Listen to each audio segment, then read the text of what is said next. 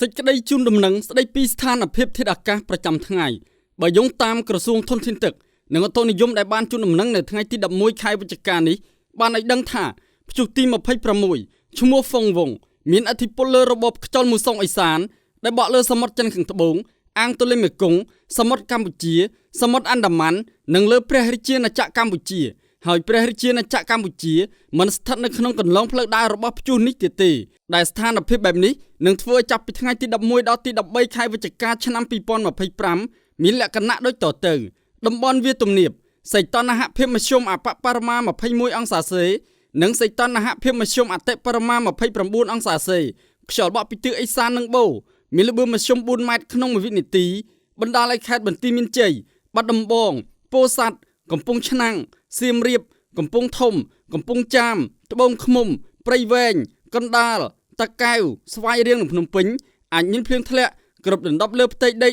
10% តំបន់ខ្ពង់រាបសីតុណ្ហភាពមធ្យមអបបរមា21អង្សាសេនិងសីតុណ្ហភាពមធ្យមអតិបរមា28អង្សាសេ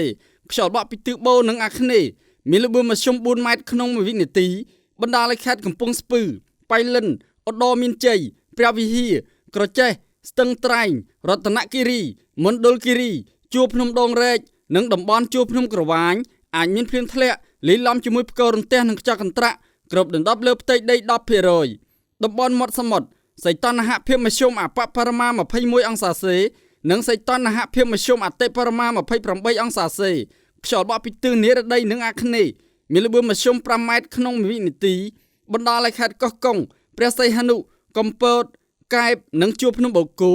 អាចមានភ្លៀងធ្លាក់លាយឡំជាមួយផ្គររន្ទះនិងខ្យល់កន្ត្រាក់គ្រប់ដណ្ដប់លើផ្ទៃដី 15% រលកសមុទ្រមានកម្ពស់មធ្យមអបបរមា0ម៉ែត្រ50សង់ទីម៉ែត្រនិងកម្ពស់មធ្យមអតិបរមា1ម៉ែត្រ50សង់ទីម៉ែត្រអាស្រ័យដូចបានជម្រាបជូនខាងលើសូមសាធារណជនទទួលជ្រាបជាព័ត៌មាន